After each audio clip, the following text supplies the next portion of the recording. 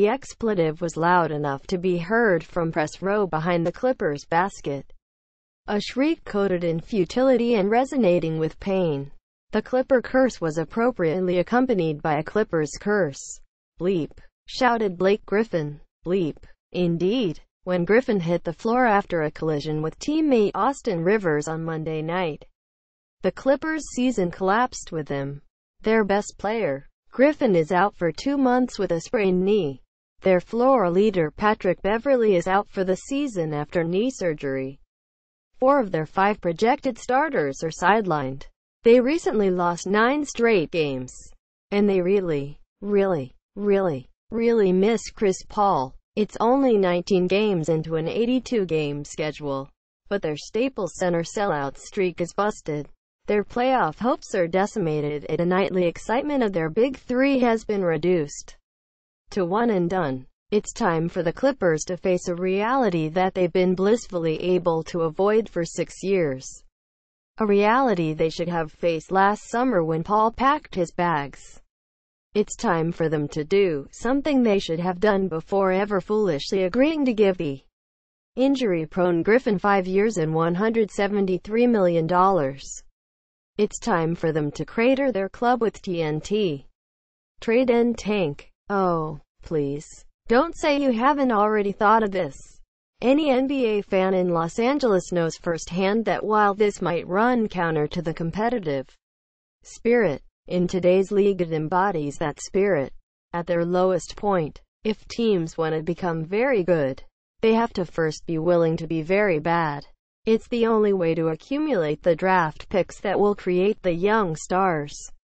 It's not funny business. It's good business. In today's NBA, the worst thing one can be is mediocre. Yet at this point, the best thing the Clippers can be is mediocre. That means it's time to begin rebuilding. And the Clippers need look no farther than down the hall to see how that works. Remember the first thing Magic Johnson did after he took over the Lakers last winter? He traded their leading scorer Lou Williams. His coach gave big minutes to the kids, and the Lakers ended up with their 3rd consecutive No. 2 overall pick, and now the place is filled with promise. It's the Clippers' turn, and it starts with those draft picks. And this annual injury loss of Griffin offers a perfect reminder of why. Do you know how many impact players they have drafted since Griffin was the No. 1 overall draft pick in 2009? 0. Seriously. They are 0 for 7 years. They've had exactly 1 pick in the top 24 since 2009.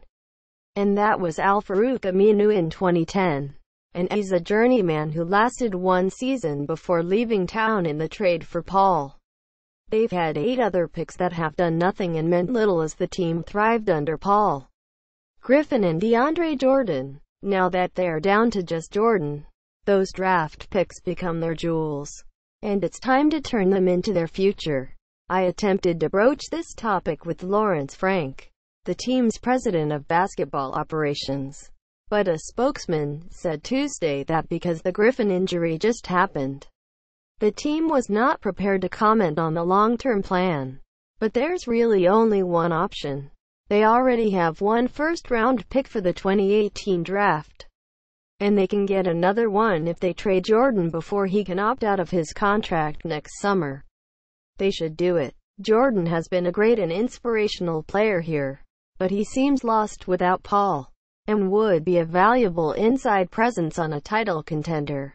Stocked with those 2 first-round picks, they can probably get another draft pick by trading Lou Williams.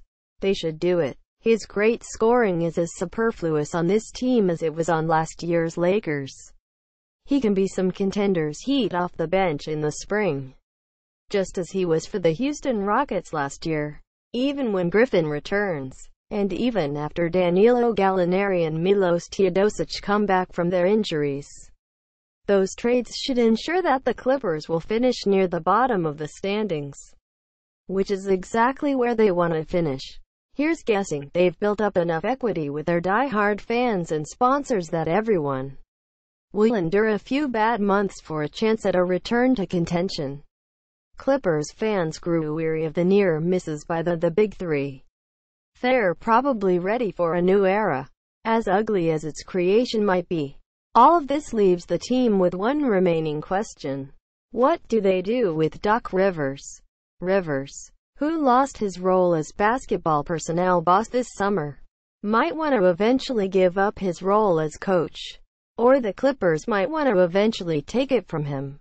Rivers didn't sign up to oversee a bunch of kids, and the Clippers didn't hire him to be a babysitter. If the culture changes, surely so will the coach. I can't feel sorry, ever. The ever-optimistic Rivers said Monday before the Clippers defeated the Lakers. I just know there's another day. There's a next day. And you coach to that day. You coach your guys to believe that. I've gone through far worse as a coach. This group. Let's get healthy. Let's see what we've got.